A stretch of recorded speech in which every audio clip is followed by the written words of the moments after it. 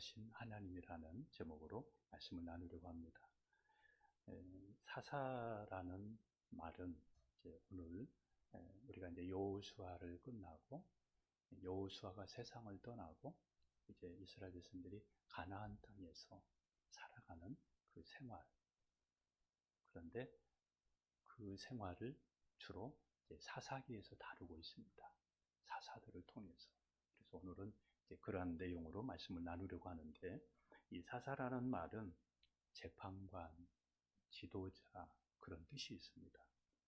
사사는 여호수아가 세상을 떠나고 그리고 이스라엘 백성 중에 사울이 왕이 되기까지 그 기간 동안에 하나님께서 외부의 침입을 적들이 침략해 오게 되면 그 적들을 물리치는데 그 지도자로 삼았던 사람들이 바로 사사입니다. 사사. 그래서 이 사사들은 하나님께 그 위기 때 하나님께 이렇게 부름을 받고 이스라엘 백성들을 리더해서 적으로부터 구원하고 그리고 그 일을 마치면 자기의 직업으로 다시 되돌아가곤 그렇게 했습니다. 그래서 사사 시대는 그 여호수아 죽고 난 후로부터 이스라엘의 초대 왕 되기 전, 그러니까 사울 왕 되기 전까지를 사사 시대다 그렇게 합니다. 우리는 지난 시간까지 가나안 땅에 들어가서 여호수아를 통해서 가나안 땅을 분배받은 데까지 말씀을 나누었고, 오늘은 이제 여호수아가 죽은 후에 그 다음을 말씀을 나누고 있습니다. 가나안 땅은 가나안 족속을 모두 다 몰아낸 상태로 분배한 것이 아니었잖아요. 제비 뽑아서 자기 지파대로 이렇게 분배를 받았잖아요. 그러면 이제 큰 주력 부대만 제압당하고 나머지는 이렇게 남아 있었기 때문에 가나안 땅에 남아 있는 그러한 남은 잔당, 남아 있는 사람들을 이제 각 지파에서 그들을 몰아내고 정복해서 그 땅을 자기 것으로 이렇게 만들어야 될 그런 책임이 있었습니다. 그래서 그러기 위해서는 남아있는 가나안 땅의 잔재를 정복하기 위해서는 싸워야 되겠죠. 정복을 해야 되겠죠. 그래서 사사기의 시작은 어느 지파가 먼저 올라가겠습니까? 가야 합니까? 라고 이렇게 물으면서 시작을 합니다. 그래서 오늘 1절에도 그렇게 나와 있잖아요. 가나안 족속과 누가 먼저 올라가서 싸우리까? 이렇게 시작을 합니다. 당시에는 하나님께 아무 백성이나 이렇게 물을 수 있는 때가 아니었고, 제사장만이 하나님께 나가서 하나님께 묻고 또 하나님께서 말씀하신 것을 듣고 백성들에게 알려주었습니다. 당시의 제사장은 엘르아살의 아들 비느하스가 제사장이었습니다. 그러니까 이스라엘 백성들이 물었다고 하는 것은 비느하스가 하나님께 이스라엘 백성들을 대표해서 물은 것입니다. 하나님, 누가 먼저 가나안 땅에 이제 정복을 하는데 누가 먼저 올라가서 정복하리까? 이렇게 물었던 것이죠. 그래서 우리도 오늘 이 말씀을 보면서 베드로전서 2장 9절에 우리 예수님을 주로 믿는 우리를 가리켜서 왕 같은 제사장이라 이렇게 말씀하셨기 때문에 우리도 하나님께 늘 물어야 됩니다. 우리 인생의 그 영적인 전쟁, 우리의 삶의 전쟁터에서 승리하기 위해서는 하나님께 이렇게 늘 물어야 됩니다. 묻고 하나님의 은혜를 입어야 그 전쟁에서 우리가 승리할 수가 있습니다. 하나님께 묻자 하나님께서 유다 지파가 선봉에 서서 올라가라. 내가 그 땅을 그들에게 넘겨 주었노라. 넘겨 이미 주었다는 거예요. 그러니까 가서 차지하라. 이렇게 말씀을 하셨습니다. 유다 지파는 이렇게 해서 올라가서 자기들에게 분배받은 그 땅을 차지하고 예루살렘을 정복하고 그리고 헤브론까지 정복을 하게 됩니다.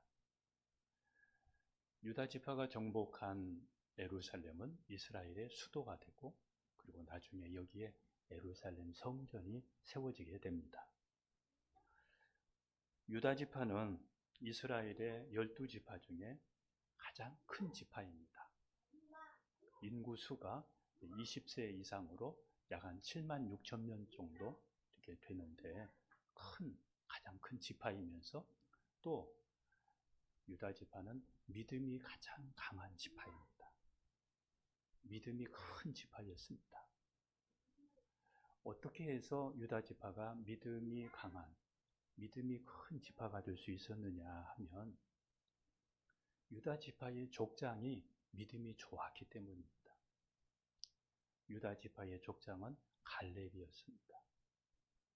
갈렙은 이스라엘 백성들이 처음에 가나안 땅에 정탐을 갔을 때 12명이 정탐을 갔을 때 10명의 정탐꾼들이 그 땅은 우리가 들어가면 진다. 그들에 비하면 우리는 메뚜기에 불과하다. 그 땅에 들어가면 우리는 죽는다. 그렇게 말했을 때에 갈렙은 아니다.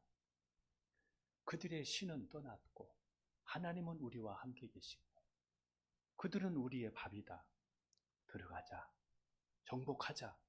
이렇게 말했던 사람이 바로 이 갈렙입니다. 이때 당시는 여호수아는 죽었지만 갈렙은 아직 생존해 있었거든요. 그러니까 이 갈렙을 통해서 이스라엘 유다 지파가 믿음이 가장 좋았기 때문에 하나님께서 유다 지파를 선봉에 서게 하셨습니다.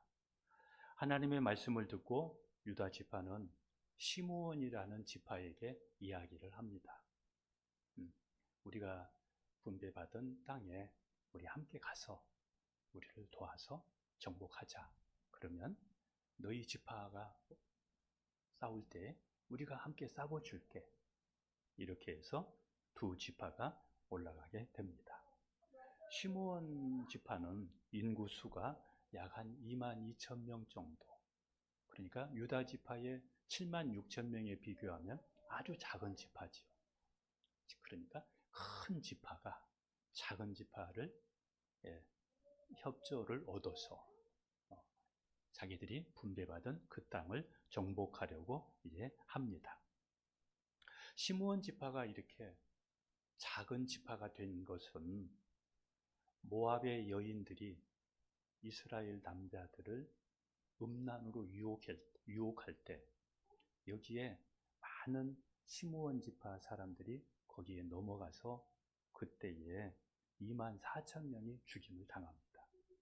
음란죄로 인해서 2만 4천 명이 민수기 25장에 이 내용이 나와요. 그러니까 젊은 사람들이 2만여 명이 2만 4천 명이 이때 죽었기 때문에 인구수가 이렇게 줄어들게 된 것입니다.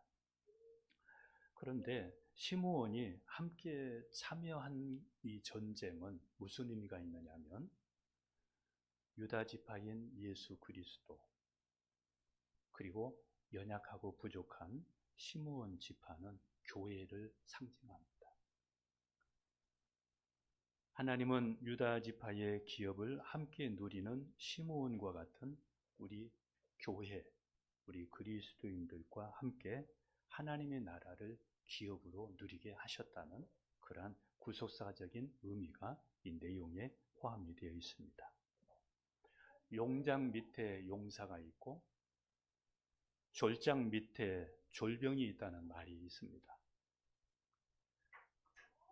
믿음의 선봉에 누가 설 수 있느냐 하면 믿음이 좋은 사람이 믿음의 선봉에 설 수가 있습니다.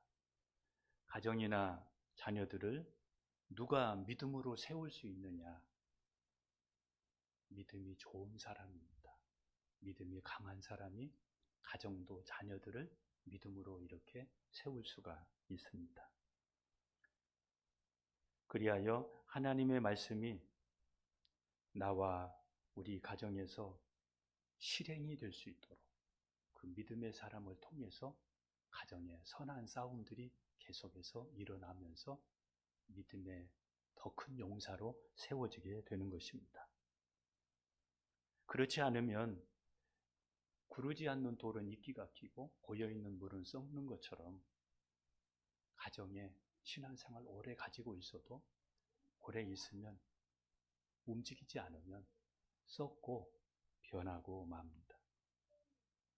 하나님의 역사를 경험했던 여호수아와 또 장로들이 생존할 때에는 하나님을 잘 섬겼습니다. 그런데 여호수아와 또 장로들이 세상을 떠나자 그들이 가나안 사람들이 섬기는 그런 우상을 섬기게 됩니다. 한번 사사기 2장 11절, 12절을 보도록 하겠습니다. 같이 갑니다.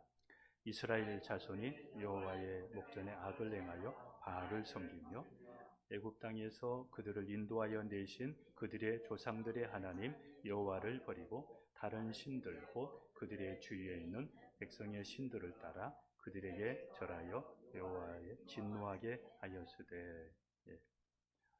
하나님을 경험했던 사람들이 세상을 다 떠나고 다음 세대들은 하나님의 살아계심을 알지 못하니까 하나님을 떠나서 이렇게 우상을 섬기면서 또 다른 신들을 섬기게 되었습니다. 가나안 땅에서 해야 될 사명, 그것을 잃어버리게 되고 그 땅에서 그냥 잘 사는 것이 그들의 목적이 되고 말았습니다. 하나님께서 가나안 땅으로 인도해 주신 목적이 있는데 그거를 잃어버리게 되고 그냥 그 땅에서 잘 먹고 잘 사는 것이 그들의 사명이 되었고 그래서 농경신인 바알을 섬겼습니다. 그리고 또 그들이 그 땅에서 즐겁고 또 엔조이하면서 보내기 위해서 쾌락적인 자극과 즐거움을 위해 음란한 아스다롯을 섬기게 됩니다. 농경신과 아스다롯을 섬기면서 그들은 그곳에서 풍요롭고 즐겁게 살게 됩니다. 이러면서 하나님을 믿는 신앙에서 점점 떠나면서 세상과 또 가나안 땅의 사람들과 섞여서 동화되게 되었습니다. 다음 세대들이 하나님을 떠나는 것은 하나님을 체험하지 못하기 때문에 그들이 하나님을 떠나게 된 것입니다. 믿음의 부모들이 가나안 땅을 분배받고 거기에만 힘쓰고 그곳에서 사는 것만 몰두하다 보니까 자녀들에게 신앙교육을 시키지 않았습니다. 그래서 하나님을 체험하지 못했습니다. 하나님을 체험하지 못하니까 믿음을 잃어버리게 되고 그냥 가나안 땅의 신들과 세상을 따라가게 된 것입니다. 하나님의 살아계심을 경험하려면 하나님을 의지하고 기도하는 가정이 되어야 됩니다. 그리고 가나안의 적들을 물리치고 현재 남아있는 잔재들을 물리치고 분배받은 땅을 정복하기 위해서 선한 싸움을 싸워야 했습니다.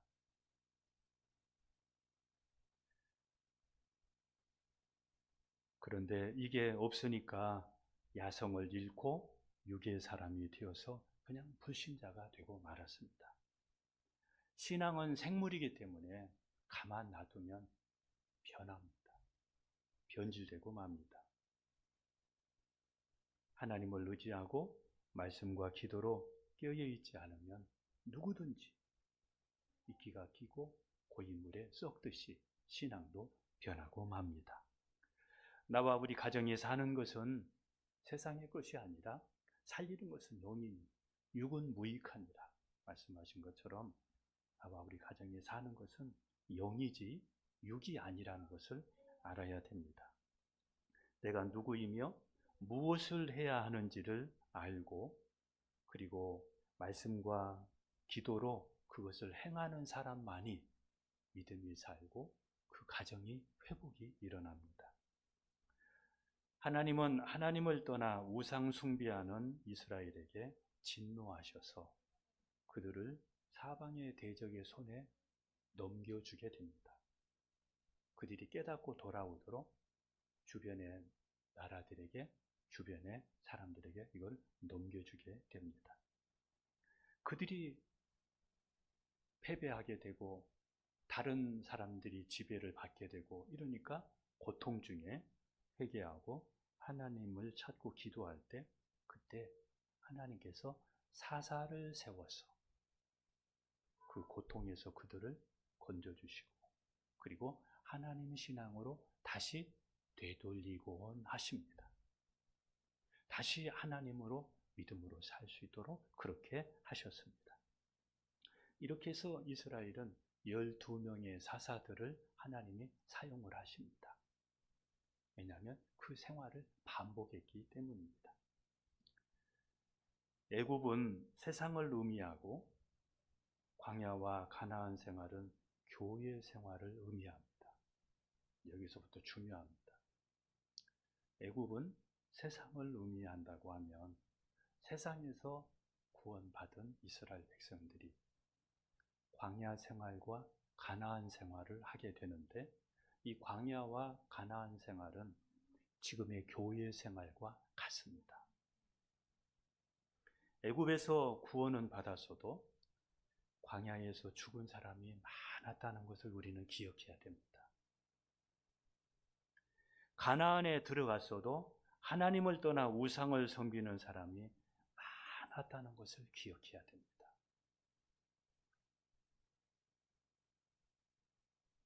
광야 생활과 가나안 생활에서 승리하지 못하면 우리가 하나님 나라에 갈 수 없다는 것을 우리가 알아야 됩니다.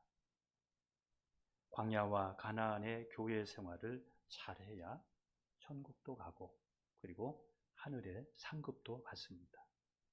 광야와 가나안에서 음행하며 연병으로 죽은 아까 24,000명 이런 사람들은 광야 생활하면서 하나님 나라에 가지 못하게 됩니다.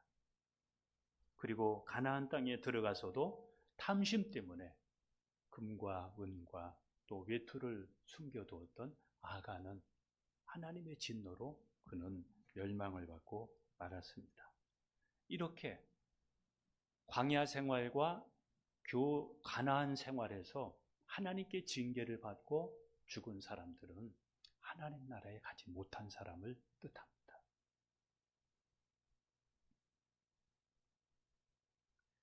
애굽에서 구원받고 광야와 가나안에서 교회 생활하는 사람일지라도 하나님 말씀에 불순종하면 천국 가서 상도 받지, 천국도 못 가고 상도 받지 못하지만 그러나 하나님께 순종하는 사람은 천국 가고 상 받는다는 것을 우리가 알아야 됩니다. 그래서 신약 성경 히브리서 4장에는 안식에 들어가기를 힘쓰라 이렇게 말씀합니다. 히브리서 4장 11절을 보도록 합니다.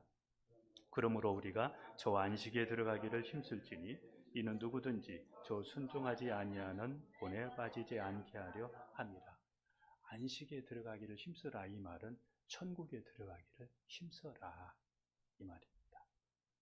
교회 안에서 예배 드리는 것으로만 교회 생활로 여러분 천국 간다고 생각하면 안 됩니다.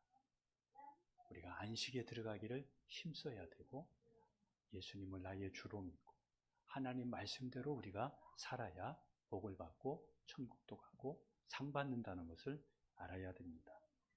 하나님은 출애굽기 23장에서 가나안에서 사는 방법을 3가지를 말씀을 하십니다. 첫째, 그들이 섬기는 신을 섬기지 말라. 둘째, 가나안 사람들의 행위를 본받지 말라. 세 번째, 그곳에 있는 우상을 부수고 하나님만 섬기라. 이렇게 가나안 땅에 들어가기 전에 하나님께서 이 세 가지를 그들에게 말씀을 하셨습니다. 그러면서 가나안 사람들과 언약하지 마라. 그리고 그들의 자녀들을 며느리로 사위로 삼지 마라. 왜냐하면 그들이 섬기는 신을 섬기게 되면 그것이 신앙의 올무가 되어져서 너희가 멸망하기 때문이다. 이렇게 말씀을 합니다. 출애굽기 23장 24절에서 26절까지 같이 갑니다. 너는 그들의 신들을 경배하지 말며 섬기지 말며 그들의 행위를 본받지 말고 그것들을 다 깨트리며 그들의 주상을 부수고 내 하나님 여호와를 섬기라. 그리하면 여호와가 너희의 양식과 물에 복을 내리고 너희 중에서 병을 제하리니 내 나라에 낙태하는 자가 없고 임신하지 못하는 자가 없을 것이라. 내가 너희의 날수를 채우리라. 이렇게 세 가지를 순종하게 되면 하나님께서 세 가지 복을 약속을 하셨습니다. 첫 번째, 양식과 물에 복을 주시겠다. 이렇게 말씀하셨습니다. 양식과 물에, 그러니까 물질의 복을 주시겠다 약속하셨습니다. 두 번째는 병을 제하고 건강을 주시겠다. 이렇게 말씀하셨습니다. 세 번째는 낙태하거나 임신하지 못하는 자가 없게 하겠다. 이렇게 말씀하셨습니다. 하나님을 경외하고 말씀에 순종하는 사람들에게 부요와 건강과 그리고 다산의 복을 하나님께서 약속하신 것입니다.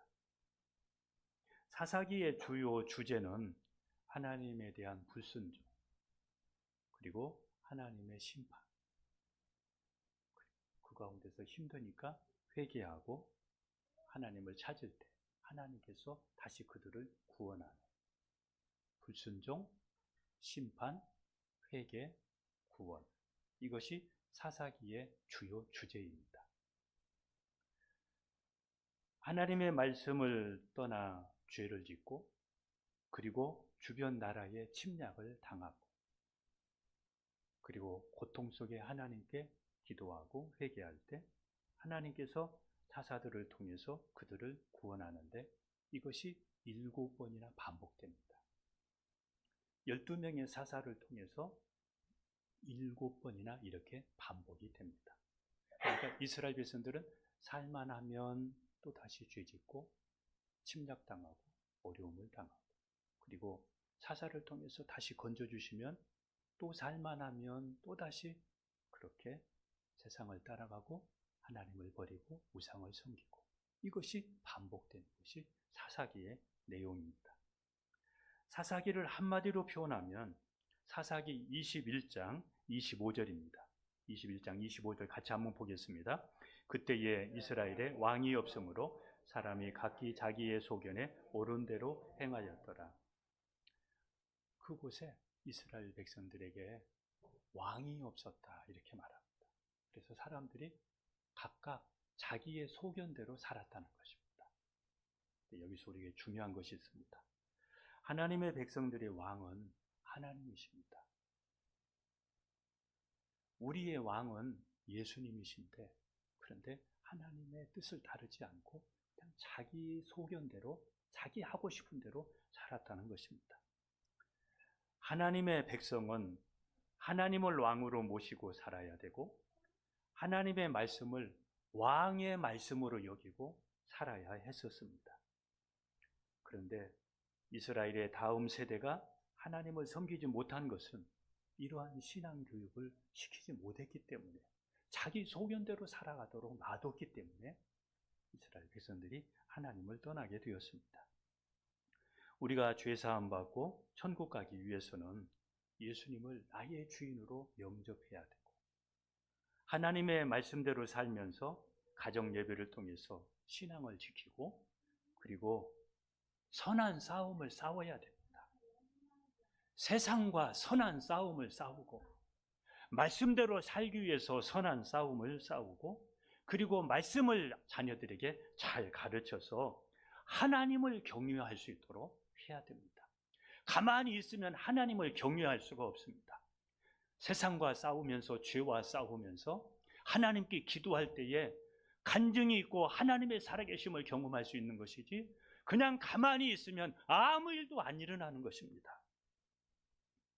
가만히 있기보다 말씀대로 행하고 움직여야 신앙이 건강하고 말씀과 같은 역사들이 나와 우리 가정에도 일어나서 하나님이 살아계시는구나, 하나님이 정말 살아계시는구나, 말씀대로 살아야 되는구나, 이거를 자녀들이 알게 되는 것이죠. 가족들이 알고 하나님 중심에서 살게 되는 것이죠. 하나님을 의지하며 하나님의 말씀대로 사는 것이 복인데, 이것을 가볍게 여기고 그러다 보니까 가나안 땅에 들어가서 그 땅의 문화를 따르게 되고 우상을 섬기면서 다 신앙을 잃어버리고 삽니다. 저는 한국교회가 지금 이렇다고 생각합니다. 한국교회가 지금 이렇게 살아가고 있다고 생각합니다. 그리고 세상에서 잘 먹고 잘 살고 적당하게 즐기는 것이 하나님께서 주신 복이라고 여기는 사람들이 많이 있습니다. 우리가 천국 가려고 사는 것인데 세상의 것 많이 가지고 그것으로 즐겁게 지내다가 우리가 지옥 간다면 무슨 의미가 있겠습니까? 하나님께서 이스라엘 백성들을 가나안 땅으로 인도하시듯 하나님은 저와 여러분들을 지금 교회로 인도해서 우리를 통해서 예수 믿고 천국 가는 사람들이 이 세상에 많아지도록 하는 것이 하나님의 뜻입니다. 그런데 나도 지옥 가고 우리의 자식들도 지옥 보내고 내가 알고 있는 모든 사람들을 다 지옥 보내고 있다면 우리는 지금 큰 실수를 하고 있는 것입니다. 예수님이 우리를 구원하신 목적도 모든 족속으로 제자를 삼아 아버지와 아들과 성령의 이름으로 세례를 베풀어서 가족들도 구원하고 이웃들도 살려서 그들이 지옥 가지 않도록 하기 위함인데, 그냥 우리의 일에만, 먹고 사는 일에만 힘쓰다 보니까 세상에는 불신자들이 점점 많아지게 된 것입니다. 교회 생활은 예수님을 주로 믿고 현세에서 하나님의 백성답게, 천국 백성답게 살다가 그리고 내세의 천국에 가기까지의 생활이 교회 생활인 것입니다. 내세의 실제의 천국에 가기까지의 우리의 생활을 잘해야만이 우리가 믿음으로 승리해야 그 나라에 가서 상도 받고 천국 가는 것입니다. 예수님을 주로 믿고 내가 만난 사람들에게 예수님을 전하면서 남은 시간을 여러분 하늘 상급 쌓는 삶으로 여러분 보내시면 어떻겠습니까? 제가 자주 말씀드리지만 저는 매일매일 우리 어머니한테 전화합니다. 그리고 기도드립니다. 그리고 기도할 때 이렇게 합니다. 하나님, 우리 어머니 전도할 수 있는 영성 주시고 전도할 수 있는 건강 주셔서 살아계시는 동안 하늘 상급 쌓게 도와주세요. 하늘 상급 쌓게 도와주세요. 제가 늘 어머니한테 때로는 죄송해요. 왜냐하면 90 다 돼가는 분한테 전도하라고 그러니까. 그러니까 제가 자꾸 이렇게 하니까 어머니가 이제 이렇게 밀고 다니는 거 있어요. 동네를 이렇게 돌면서 전도지를 들고 전도하면서 전도하고, 그렇게 또 반일도 옆에 오면 뭐 하면 꼼지락거리면서 도와주시면서 교회 가자고 하고, 요양보호사 오면 전도하고, 지금도 그렇게 하고 계셔요. 우리의 남은 시간을 우리가 이렇게 알뜰하게 보내면 어떨까요? 아직 우리는 해야 될 사명이 있습니다. 땅을 분배받은 지파들은 자신이 분배받은 땅에 남아있는 잔재들을 다 몰아내야 되고, 그리고 그것을 정복해야 됩니다. 우리는 이 세상에서 지금 살고 있습니다. 이 세상에서 우리는 세상에 남아있는 우리 가정과 우리에게 남아있는 이 잔재들을 정복하고, 그리고 하나님의 말씀대로 우리가 사는 이런 선한 싸움이 우리에게 일어나야 됩니다. 사사기 1장에는 세 종류의 사람이 나옵니다. 첫 번째는 하나님의 말씀에 온전히 순종해서 자기들이 분배받은 땅을 완전히 정복하는 그런 유다 지파와 같은 그런 사람이 나옵니다. 두 번째는 처음에는 가나안 땅의 족속과 싸우다가 나중에는 희지부지하고 힘드니까 그냥 그들과 함께 살면서 부분적으로 순종하는, 절반만 순종하는 그러한 시므온과 베냐민 지파가 나옵니다. 그 다음에 세 번째는 하나님의 말씀에 아예 불순종하고 그냥 그 땅에서 그 사람들과 잘 지내고 그 사람들 때문에 이익도 얻고 그 사람들이 물도 길어주고 장작도 패주니까 편하고 이렇게 하면서 그들과 함께 그냥 살아가는 사람들이 세 종류가 나옵니다. 그들은 가나안 사람들을 내쫓지 않고 함께 지내는 것이 사랑이라고 생각하고 또 그것이 선교인 줄로 생각했을지 모릅니다. 하나님의 말씀대로 안 하면서 그것이 인격적이고 성숙한 신앙인 것처럼 그렇게 여겼을지 모릅니다.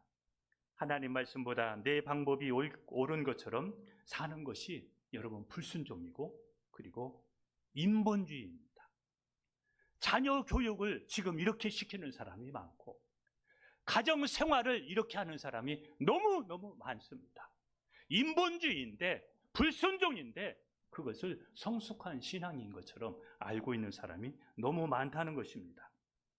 신앙이 무너지고 가정의 교육이 무너지는 것은 이런 인본주의 때문에 점점 체질이 약해지게 되고 신앙이 무너지고 있는 것입니다. 우리가 어떤 말을 하든지 어떤 변명을 하든지 지금 현재 우리가 무슨 말을 하든지 하나님을 떠난 선, 하나님을 떠난 선교, 하나님을 떠난 말씀, 하나님을 떠난 성공은 죄입니다. 하나님을 떠나서 되어지는 모든 일들은 죄입니다. 우리가 예수님을 주로 믿고 하나님의 자녀가 되었음에도 하나님의 은혜와 축복을 누리지 못하는 것은 어찌 보면 우리 안에 가나안의 잔재가 현재 남아있고 하나님의 말씀에 불순종하기 때문일 수 있습니다. 적당하게 세상에서 엔조이하면서 그 안에서 우리가 살아가고 있을 수 있습니다. 우리의 믿음이 식어지고 무너지는 것은 어느 날 갑자기 무너지는 것이 아니라 조금씩 세상과 상황과 타협해가면서 서서히 무너지고 서서히 하나님을 떠나게 됩니다. 하나님께 묻고 하나님과 함께 믿음으로 전쟁하는 삶을 사십시오. 세상과 전쟁하는 삶.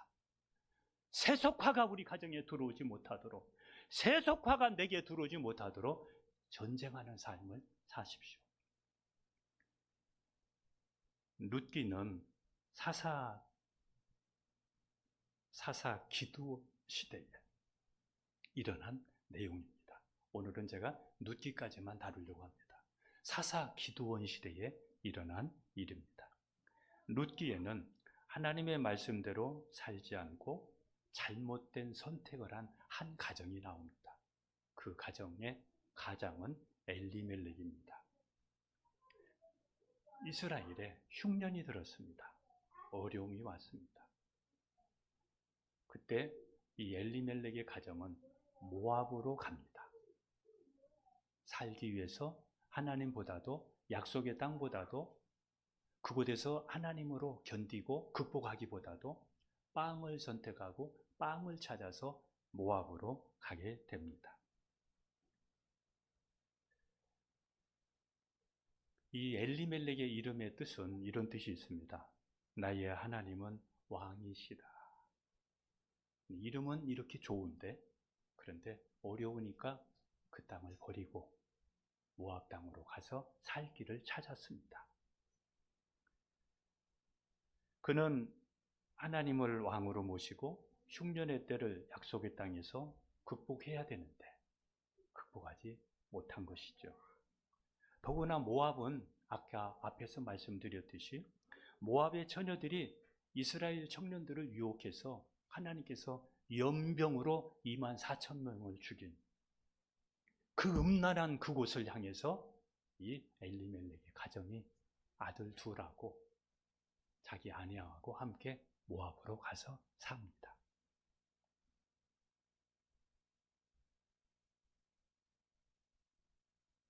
모압에 살던 이 엘리멜렉이 가서 살려고 갔는데 거기에서 죽습니다. 그리고 두 아들이 있었는데 두 아들은 말론과 기돈인데 이 두 아들도 거기에서 죽습니다. 그리고는 이제 엘리멜렉의 아내와 두 며느리, 그러니까 세 여자만 남게 됩니다. 이 세 여자가 세 가부만 남게 되는데 이때에 나오미가, 엘리멜렉의 아내 나오미가 이렇게 이야기합니다. 하나님이 자신의 가정을 치셨다. 룻기 1장 13절에 우리 가정을 하나님이 심판했다. 그래서 우리 가정이 이렇게 되었다. 이렇게 회개를 하게 됩니다. 어느 날 이스라엘 땅에 흉년이 끝나고 풍년이 왔다는 소식을 이 나오미가 듣고 그때 결심을 합니다. 내가 하나님 떠나서 이 땅에서 내가 살 수 없지. 나는 다시 약속의 땅으로 돌아가리라. 나는 이제 하나님과 함께 살리라. 이렇게 결심을 합니다. 그리고는 나오미가 두 자부에게 이야기합니다. 나는 이런 생각을 가지고 내가 고국으로 이스라엘 땅으로 돌아가려고 하니 너희들 남편이 죽었으니까 너희 어머니 집으로 돌아가라. 이렇게 두 자부에게 이야기를 합니다. 첫 번째 며느리 오르바는 시어머니의 제안을 받아들이고 그의 어머니 집으로 돌아갑니다. 두 번째 며느리 룻은 이렇게 얘기합니다. 나는 어머니께서 가시는 곳에 나도 가고 어머니의 하나님이 나의 하나님이 될 것입니다. 저는 어머니를 떠나지 않을 것입니다. 만일 어머니를 떠나면 어머니가 믿는 하나님이 제게 벌을 내리실 것입니다. 그래서 저는 어머니와 어머니가 믿는 하나님만 믿고 살겠습니다. 어머니를 따라가겠습니다. 이 두 여인이 모압 땅에서 결심을 합니다. 결단을 하게 됩니다. 한번 볼까요? 룻기 1장 16절 17절입니다. 같이 갑니다. 룻이 이르되 내게 어머니를 떠나면 어머니를 따르지 말고 돌아가라. 강권하지 마옵소서. 어머니께서 가시는 곳에 나도 가고 어머니께서 머무시는 곳에 나도 머물겠나이다. 어머니의 백성이 나의 백성이 되고 어머니의 하나님이 나의 하나님이 되시리니 어머니께서 죽으시는 곳에서 나도 죽고 거기 묻힐 것이라. 만일 내가 죽는 일 외에 어머니를 떠나면 여호와께서 내게 벌을 내리시고 더 내리시기를 원하나이다 하는지라. 이스라엘 백성 중에 이런 결단하는 사람이 없었습니다. 그런데 이 두 여인이 비록 모압 땅에 서지만 하나님으로 살기로 결단하니까, 결심하니까 하나님이 이 가정에 은혜를 주십니다. 그리고는 이 룻에게 보아스를 만나도록 만남의 복을 주십니다.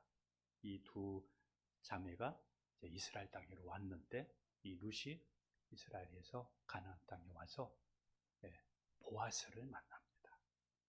보아스. 그리고 보아스와 결혼을 하게 되는데 이 보아스가 누구냐면 보아스가 낳은 아들이 오벳입니다. 룻과 보아스가 낳은 아들이 오벳인데 오벳은 다윗의 할아버지입니다. 다윗의 할아버지입니다. 그런데 보아스는 누구냐면 예수님의 족보에 나오는 이 살몬의 아들인데 살몬이 누구냐 하면 이스라엘 백성들이 가나안 땅에 들어가서 여리고성을 정복할 때 그때에 라합이 두 명의 정탐꾼을 숨겨주잖아요.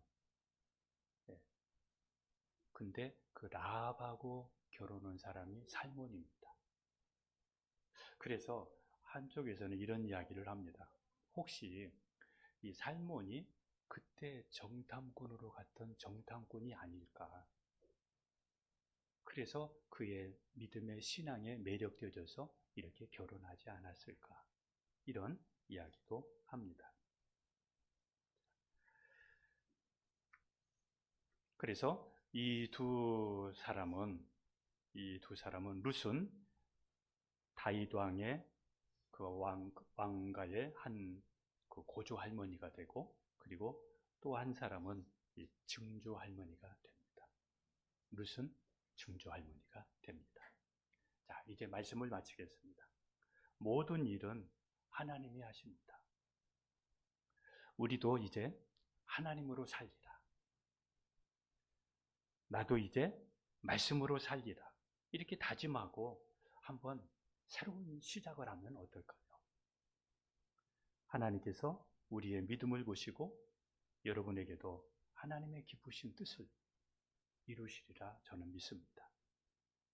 여러분 중에 잘못된 선택으로 혹시 어려움을 겪고 있는 분이 있다면 회개하고 하나님께로 돌아가십시오. 그 길밖에 없습니다. 그동안에 내가 하나님의 뜻대로 살지 못하고 예수님을 주로 믿지 못하고 살았다면 지금도 안 됐습니다. 지금 나오미가 되고 그리고 룻이 되어 보십시오. 결단 한번 해보십시오. 하나님은 다시 시작하실 수가 있습니다. 하나님의 백성은 믿음으로 살고 말씀대로 사는 사람들입니다. 모든 일은 하나님이 하시니까 하나님으로 하십시오. 기도하겠습니다. 오늘 말씀 생각하면서 함께 하나님께서 여러분에게 주신 감동을 따라 기도했으면 좋겠습니다. 여러분, 우리가 지금 사는 거, 가지고 있는 거 나중에 다 놓고 갑니다. 미리 보낸 것만 하늘 상급으로 남습니다. 그리고 우리가 생명 가지고 지금 있는 거, 내일이라도 하나님 부르시면 가야 됩니다. 천국 가도록 사시고, 그리고 하늘 상급 받도록 사십시오. 저와 여러분이 그렇게 살았으면 좋겠습니다. 그런 결단이 우리에게 있었으면 좋겠습니다. 하나님 우리에게, 우리 가정에 이런 은혜를 주시옵소서. 함께 주님 잡고 기도합니다. 주여, 주여.